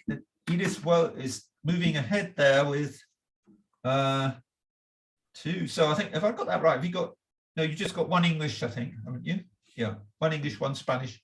No, you got 2 English, I think. If I've got that right. 2 English, 1 Spanish, 1 French, and that was a bonus. So yeah, Edith. You haven't got a German or Russian yet. I just keep stabbing at the German until I get one. Yeah, I hope I don't run out. Okay, this one I think you might get. Gottfried August Berger was a German poet. I'm not going to ask you a lot about him, but he wrote a poem called Leonora. And one of the lines from Leonora is Die Toten reiten schnell. And this quotation, Die Toten reiten schnell, is in a very, very well-known classic book in English, and the quotation is made in German. What is the book in English? What is the English book? And it's really a well-known book. And one of the characters says, Die Toten reiten schnell. And in a lot of editions, you have a little footnote saying this was from Gottfried Berger's Leonora. Right. I think actually Mick will get this one. Oh, Yeah, you say no? Oh, No. okay, Edith? Well, I've got no idea. No idea. It was the very first German sentence I ever saw, and I thought it was very dramatic, and it interested me for German when I read it. I was 14, I think. And Well, I thought, know what it means, obviously, but I Yeah. still don't know. most editions, not all of them, it's such a famous book, there are lots of editions, give you the translation in English at the bottom. I see. Doesn't help. No, Mick, you're not no good for the bonus though. It's No. Dracula. Dracula. Ah, When he yes. comes and the count has appeared so suddenly with the black horses and the coach, and then the coachman or something whispers to somebody, he talked like Schnell. Yes. And Harker's rather surprised by this comment. Like Schnell, yeah. Okay, Mick. Well, I'll have to go for German again, I think, because I'm really getting right. Well, I've still got a few more. Oh, and this one is one of, I think, a little bit more difficult, but maybe I'd say it's difficult, then you get it. Verdi's opera Louisa Miller is based on a work called Kabbalah and Liebe, which is itself based on Shakespeare's Measure for Measure. Who wrote Kabbalah and Liebe?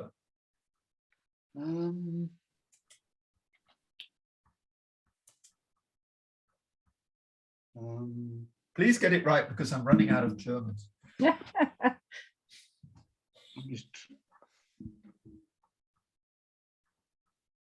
Now, I'll help you a little bit. I'll give you big help. The same writer had an opera by another opera by Verdi called Don Carlos. It wasn't Heine, was it? Now, again, are you asking me or are No, you okay, saying- well, yeah, I'll say Heine then, yeah. No, it's certainly not Heine, and it's a chance for Edith, and then you've got your German one. Schiller. Schiller, yes, is correct. So Edith, you're really doing fine here. You haven't got a Russian one yet, but that was your bonus. So What's the score? Edith has got 2, 3, 4. Has got 5 points, and Got one. she only needs to get Russian and 1 point, and then she will have won. And Mick is still struggling a bit there with 1 Russian point. Yeah, just one point I've got. So Well, Edith, you know, yeah, okay. Strange. I'll go for. I'll try Russian again. yeah, you'll need to try Russian, I think. Absolutely. We got here. What we got? Boris Godunov is an opera composed by Mussorgsky based on a very long poem by what? Mussorgsky, sorry, yeah. Based on a very long poetic drama, I think, by what Russian writer?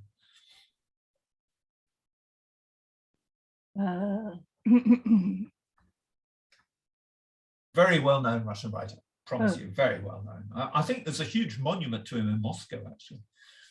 I think even I know this. Oh, Okay. don't. I've got no idea. So over to you, Mick. Okay, Mick. I'd say it's Pushkin. You're quite right, it is. So that's great, Mick. You've got 2 Russian points. Clawing his way back. Going his way back. Is Edith, is that you or is that Coffee? Oh no, someone else. Okay. Yeah.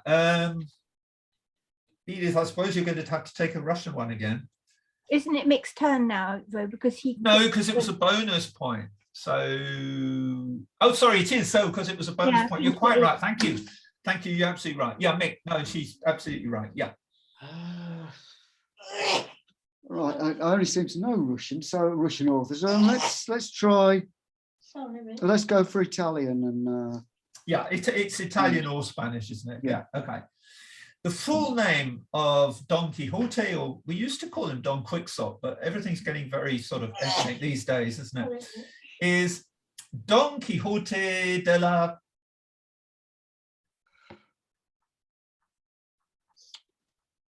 And it's the part of Spain, you know, so he's called. Yeah, Don yeah. I Quixote. would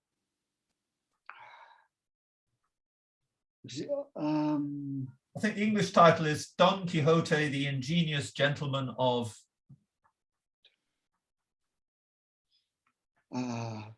Barcelona. Edith. La Mancha. Yes, Oh. Edith Free coming ahead here. Well, as it happens, I must say this, my daughter and her boyfriend, they listen to audiobooks and they do classics because they missed out at school, because at school they didn't do any classics. They only did, you know, Yeah. Jamaican stuff. Yeah. So they're listening to audio and they're at the moment plowing through Don Quixote. So that's probably why I know the answer, because I've never read it, but they say it's frightfully good. Yeah, I think it quite is. I haven't surprised. read it. I've read parts of it. I tried it in Spanish, but my Spanish isn't good enough. And I don't know what translation to choose, but I have got it. Yeah, and so it certainly seems to be quite entertaining. It's perhaps a good way to start this. There are several cartoon books with it, actually, where it works quite well because the whole thing is a kind of farce. Yes, Yeah. yes. They say it's very funny, but also very satirical, very Yeah, sharp, you know, yeah, and yeah. you know, for these times as well. So you know. There's a version in cartoon form which I found in a German paper, and it has it as an old man who's escaped from an old folks' home and is going around with a supermarket trolley accompanied by a boy. And I thought, I really did, as I saw this was a few years ago in the Frankfurter Allgemeine Zeitung, and I thought, wow, I didn't think the Germans were good at this sort of really humorous satire. I have to admire it.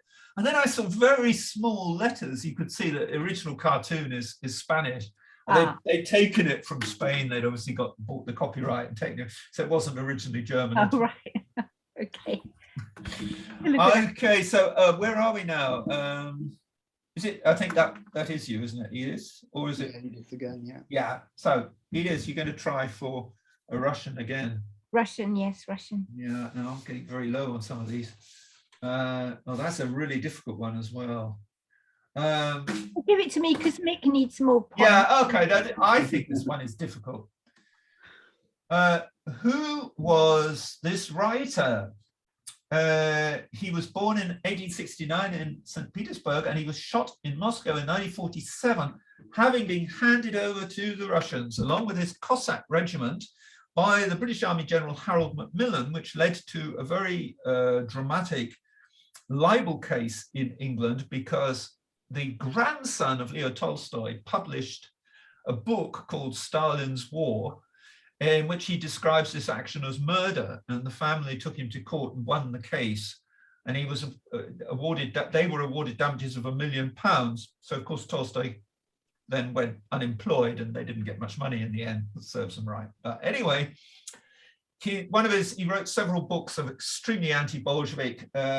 He actually led a white regiment in the Civil War. And perhaps his best known book is Undying Hatred, which was published in Germany in 1935 for obvious propaganda reasons, and not published either in Russian or in English. And I have read it, and I think it's incredibly underestimated. It is a terrifying book about the Bolshevik Revolution, and the worst, yeah, it's really horrible, but very, very strong. Who is he? Right. He's not a relative of Count Nicholas Tolstoy, then? No. No. It's either you know the name of this writer or not, and I think it's the most difficult one yet. I don't know. Any idea, Mick? It's not Randall, is it? No. No, okay, well, that would be my guess. It's just somebody I've heard who led a white. Okay, no, his name is Krasnov, Peter Krasnov. Okay. And yeah, he was, yeah. Sounds very interesting. Yeah, the book is really terrifying. Oh, God. The worst thing is that this person who becomes a Marxist takes part in the revolution, and he becomes quite friendly with Lenin. And it's the final scene in which he visits this family, and the peasants are hiding food, and he just lines them up, and he says, okay, until somebody tells me where the food is, we'll just slowly go through this line. And he's shooting his own sisters there, and he does this. It's just so horrible. But it's so believable. It's so well done. A really underestimated book. It's in my group of horribly underestimated books. Okay, so Edith, you still haven't got a Russian one. Mick? Let's go for German again. Got to get one eventually. Yeah, we're going. Yeah. What have we got here? That one we've had, that one we've had. Oh dear, that one we've, okay. I had a girlfriend many years ago who told me how awful German was in her class and in her school. And it did sound terrible. She said she spent a whole year in German lessons doing Die Deutsche Stunde, which is actually sort of funny because the Deutsche Stunde means the German lesson, and the German lesson was always Die Deutsche Stunde, which is a massive book, which is sort of indirectly about a painter called Emil Nolde, and is really a classic of sort of anti-fascist literature. It's an enormous long book. And the name of the German writer is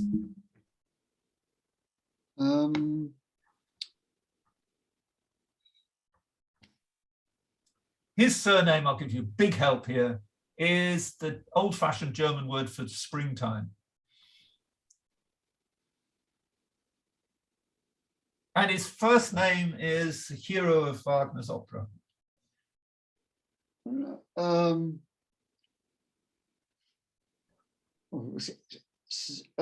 Siegfried, somebody, but I don't know. Yeah, you've got to give me the whole name. Yeah, Yeah, of course.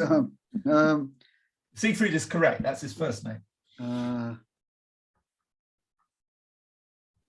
I'm not going to get it. Edith? No. No, Siegfried Lenz. Siegfried Lenz. He wrote Die Deutsche Stunde. I've not. There's a lot of embarrassment about that because, and they've changed everything, by the way, I can tell you online. It's create enormous embarrassment. It was a classic. Full classes had to read it about how terrible the Nazis were and everything. And it was an example of this painter who was banned, and he was supposed to be such a great painter, Emil Nolde. And Emil Nolde had two paintings put in this Entartete Kunst exhibition. And the painter Ludwig Nelson or somebody in this book is obviously Emil Nolde, and it was good. And then journalists discovered about 5 or 6 years ago that although Emil Nolde was banned by Goebbels, and Goebbels hated him, and so he was decadent, it turned out Emil Nolde was a most enthusiastic National Socialist and written letters to Goethe saying, no, this is true Aryan culture, it's my interpretation, and Goebbels going, rubbish, I'm not having this.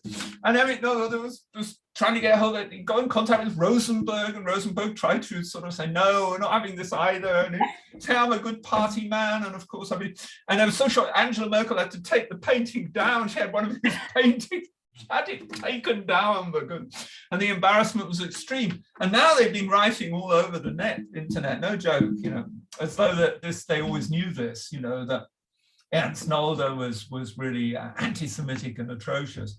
But you didn't see that 10 years ago on the internet. So there you are. And the book is Die Deutsche Stunde. I don't know, it's possible they don't have it anymore in German classes, but my girlfriend said it was just awful. And she said the amazing thing was nobody in the class had read the whole book. They just had paragraphs that they then had to make an analysis of, but nobody had read the whole book. I said, but you're joking. If Die Deutsche Stunde was supposed to be your set book in German, you must have read the book. She said, no, nobody read the book. Well, you can understand it. It's about 600-700 pages. I've got it, but I haven't read it. So anyway, bad luck, Nick. I'm kind of very, Edith, really ahead here. Edith, you only need one. Oh, you've got to have a Russian, and then you've won. Yeah. Because you've got the 2 extras and you've got to have, but you haven't got all the languages. So you've just got to get Russian. Okay, well, sorry. I was just going to say, Michael, what do you think of his work? I mean, it's quite expressive, isn't it? Yeah, I went in Frankfurt and I liked some of it, and I didn't like other parts of it at all. Yes, it's quite expressive. But the parts that Goebbels didn't like was, I don't like Goebbels, by the way, but I rather agree with him. They did look terribly sort of sloppy and decadent to me, but what do I know about art? I mean, I didn't think they were very good, but he had his flower paintings and things, really rather beautiful. Yeah. I mean, it's a very interesting case, isn't it? That there are other forms of legitimate sort of Germanic or Aryan art, which isn't necessarily classically ordered. It's much more passionate, but I don't know, it's an interesting Yeah. Sorry. Okay, so look, Edith, let's see if Edith can now crack it and get with one Russian, but I don't think I've got any more Russian questions. Think Wait a of one minute. quickly. Yes, I have. I've got one more, Edith. Now, if you get this, then you've won. Okay. Okay, who is this Russian writer? He was appointed president of the Union of Soviet Writers, which was founded in 1932 to coincide with his return to the USSR from fascist Italy. He has attributed to him the remarkable statement, although I understand that's attributed to him, other people say it's not, it's a sort of, but he didn't say that if you exterminated all homosexuals, the problem of fascism would be ended. He died of tuberculosis in 19... That's an interesting comment. He died of tuberculosis in 1936, although there are conspiracy theories about his death. The city of Nizhny Novgorod was named after him. So they changed the name, and it was given the original name again in 1999. And I honestly, spontaneously cannot tell you one novel, the name of one novel or book that he wrote. I know he wrote about his experiences of childhood in Novgorod, and I know he was a friend of Stalin's, although it is claimed that he had problems with the Soviet Union in his later life, but they might say that because he's such an acknowledged writer that they don't want him to be tarnished with being completely pro-Soviet. But anyway, that was the background. And he had a city named after him, so you might get this one, really. Oh. I'll give you a big... No, I think... What do you think, Mick? Shall I give her another clue? Well, you've given her a lot of clues. Yeah, right. You're right. If it's who I think it is. Yeah, Oh, you go, Nick. Yeah, come on. This will make it a Um, bit more interesting if it's you know, some last minute goals. Come back. Okay, Yeah. then Mick, what do you think? I'm thinking it's Maxim Gorky. Wait, I'm thinking you're right. So you've now got 3 Russian points. So you look a bit Russian, actually, if I may say so. Yeah, I quite like Russian culture, yeah. Yeah, you've got a sort of Russian look about you. You've got 3 Russian points, but no points in anything else. Well, what can I say? Maybe I'm in the wrong country, you know. I want to move to Russia. Can we go there, please, Mick? Is it so? Okay. I'm not going on my own. Oh, Willis. Okay, Mick, what would you like to choose? I haven't got any more Russian ones, actually. So Well, anyway. that's all right. And do you know, I know nothing about French literature, so it's weird. Okay, I'll choose what I think is the easiest. Go on, then. Okay, let me just look. I'm going to choose what I think is the easiest. Who is the writer of La Peste, which is published in 1947? Oh, come on. Yes. Well, I do know Got, it. got one French. By the Now, way, can I just say what's happened to you? Were going to do that modern French author. Yeah, but yeah, I was telling Michael, I just don't know how one gets the extracts of the text and puts them online, because I just don't know anything about computers, you know. So, you know, But someone can help you do that. yeah, I can someone will help have to you. do it for me. Stead's very good at that. No, what is it? You mean getting stuff from a book onto the screen? Is that what you mean? Yeah. You need well, like scanners and that, or yeah, I mean, yeah, scanning it is. yeah, I if haven't it- got a scanner. If it's available, what about? I mean, did none of your friends have them? I mean, or libraries or something. You know, I could maybe try the library. yeah. There's only our mutual friend who lives in London, who you know we both know is really Yeah. up on computers. But when I was there, he was just busy doing other things when I went to see him. So I thought, well, I'm not going to. Plus, I was a bit embarrassed to show me ignorance, you know, when it actually came down to it. So we didn't. Most there. printers are also scanners. So if you know someone who's got a printer, it's very likely there'll be a scanner in it as well. So Well, I'll have to look into it. You could say I'm just living it at the moment. I'm living in this village though, and you know, I've not got one, and yeah, I would have. Well, what about Paul, your friend? I mean, I don't think he's got one. I mean, he just lives not too far from me, but I will ask him next time I see him. But, I think printers are very widely possessed, and scanning is part of most printers. Yeah, but saying that, somebody did give me a printer, but I couldn't work out how to plug it in, so I got a printer in the garage. But right. I looked at the instruction manual. I just started getting really depressed because I couldn't understand anything, you know. So well, it's refreshing to hear somebody has even more problems than I do with these things. Yeah. The other thing, of course, I presume you've checked. It's not on the internet, is it? Or these texts, because that's the obvious thing. Possibly not, because they're modern text. There would be copyright. Yeah. You know, could be. Could be. Yeah. Well, we'll have a look into these things anyway. You know. Because we don't have a definite plan for next month. So right. Well, I can't promise anything, but like I say, I'll look at scanning and things and maybe take it from there. Because there's so many things you can say about Welbeck. Though to me, he's just the foremost writer of our times.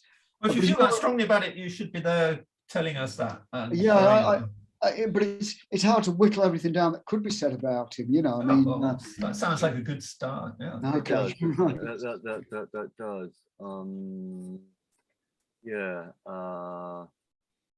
Yeah. Well, I mean, I suppose. I mean, a scanner, or I mean, a photocopier. I mean, then you can, I suppose, send me the photocopies. But yeah, he can't send you the photocopies if he hasn't.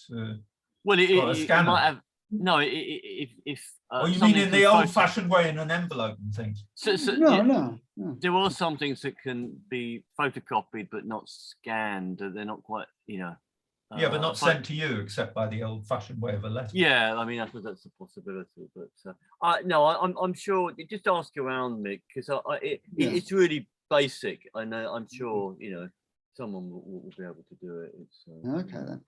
All right. Okay, well, what can we do with Edith's Russians now? Because I haven't got any more Russian questions, I don't. Oh, yeah, you got that, didn't you? Oh, no, you didn't get that. Oh, no. So, well, the result is that should we do with English and finish it with English? What's the score? Is it well, Edith is clearly in the lead, but she never got a Russian one. And I've run out of Russian questions. I suppose I could spontaneously come up with one, but that's probably not as good. Yeah, I mean, I'm sure I could if I thought about it. Or maybe just leave it to be replayed. Yeah. But I think congratulations, you were well in the lead there. That was interesting. You didn't get a Russian one, isn't it? But I think it's a really good game. I think it's really fascinating. You're only saying that because of the things you were saying about Michael's. Oh, we're not going to live this down. I always get any comments like that now. Yeah. I don't. From now on, Edith is going to be praising everything. No. And I don't feel guilty about that at all. I actually, although I'm a Catholic, I tend not to suffer from guilt much. You know, I mean, I would suffer from guilt if I'd committed a crime. But if I haven't committed a crime, we all know you never have done anything at all.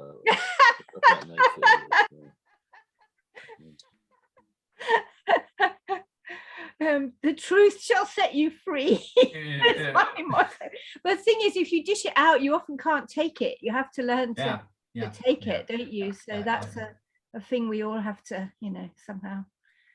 Anyway, whatever. But no, but I think it's a really fascinating game. You should copyright it, or you should copyright it, Michael, and sell it on the internet. Yeah, I don't have a very good commercial sense. A good commercial sense, I would be. People are amazing the way they can make money and do things with the stupidest things. Like a person made money out of saying, "Oh, I've fallen down," or something. I'm not joking. There was somebody who said, "Oh, no, there was a Turkish person. It was." Oh no, it's overboiled or something like that. And he just says it in a silly way. And he got so many clicks in YouTube about 10 years ago that he made quite a lot of money out of it. And it was of a banality you cannot imagine. I mean, I'm not making this up. He said something like, ach du Scheiß ist überkocht oder überlaufen. Ach du Scheiß, überläuft you millions. It's just yeah, everybody could make money except for me. There we are. Yeah. So, okay, well, thanks for everybody for coming, of course, and good luck for next time, Mick. I'm sure you'll get your revenge. Yeah, I'll have to have a look at things. Yeah, okay, you're right. I'll stay in touch with Stead and hopefully sort something out. Well, write to the author and ask him to help you. He might even agree to come on. He's a friendly chap, Will Beck. That's a good idea, isn't it? I mean, Why you've not? got good Does friends. he speak haven't you, English? Michael? Does he No, speak Yes, he probably does. He does speak English because he used to live in Ireland. He lived in Ireland for years. Right. No, I think he might like to come on a little sort of non-commercial, you know. Anyway, that's just an idea I've got. Absolutely. Yeah, it's cheap to. I don't know if one does. But I might steal my Mick's thesis Oh, on that. well, yes. Yes. Well, You just know. ask him how we can get some. Oh, I don't know. Okay, yeah. Yeah, I mean that would be wonderful, wouldn't it? You know. Well, it'd be a major cultural event. You'd probably have about 500 people trying to get on That's Zoom. true, yeah. Well, Mick could do an introduction, and then we could send it to Welbeck and say, look, we want someone to come and, you know, explore further. Yeah, absolutely. Yeah. No, Maybe, it's good. maybe. Well, That's a possibility. Could you do that, Mick? So it's another line of inquiry, isn't it? Yeah. Maybe, but the guy is so big. I mean, to me, he's the most important writer living today. I think, and a lot of people recognise that. I mean, I read an article online about him where he said he had such a big influence that most right-wing literature had just been subsumed by it because it couldn't break free of the kind of his slipstream, basically. You know, that was this week. I think I read that article. There's somebody was complaining, you know, that he's had such a major influence on contemporary literature, especially critical literature from what one might call a traditionalist perspective. Even though he's as an ultra-modernist writer, that you know, people just can't seem to find anything that isn't Welbeckian, you know, to write about, and they can't do it as well as he can. So, No, that's the trouble. yeah. No, that is interesting. Okay. Although I live in innocence of it. I mean, I haven't read anything. oh, okay. Well, there you are. There you see, that should be an inducement to you to. yeah, I'll have to have a look. And I mean, Stead's right in a way. It's not as complicated as it sounds. With I mean, scanning works reasonably well. The only complicated part of it is setting up the configuration. You know, I'm no good at that either. Although it's got much easier recently. It's sort of quasi-automatic these days. You just say, you know, download my printer software, whatever it is, and it does it for you, more or less. Right. Okay. Much easier than it was even 5 or 6 years ago. It really is now almost just clicking a couple of buttons. I don't know whether it's true where you are, Nick, but where I am, there are people employed in libraries to offer assistance in this kind of stuff. And if some nice lady, they just say, I want these pages scanned and sent to this email address. I mean, they're very helpful. That's what they're employed to do. You know. Okay, I'll have a look into it then. You know, I can't promise anything, but I'll have a look into it and see what. Great. Okay. All right. Well, no, Michael, thanks a lot for all the hard work you've done preparing this. It was very good, and it was nice to see Herod and Paul here. Yeah, wasn't it? And still lots of people who are on the list who I haven't seen at all or for a long time. No, but you know, it's a hot, it's in the summer, so no, thanks. Thanks very much, Edith and Mick, for keeping going and persisting, and that was good. I hope you're both. Yeah, thanks for continuing, and I don't know why Stead lost courage in the game. But, I've got a lot of homework, and it involves looking up words in dictionaries, and I know. I just got to try to get that done for tomorrow. Okay, well, we better leave you to your Sanskrit. Anyway, so thanks a lot, everyone. Thanks, everybody. Look forward to seeing each other again. Cheers. All the best. Yeah, Bye-bye. Bye. Bye-bye. Bye-bye. Bye.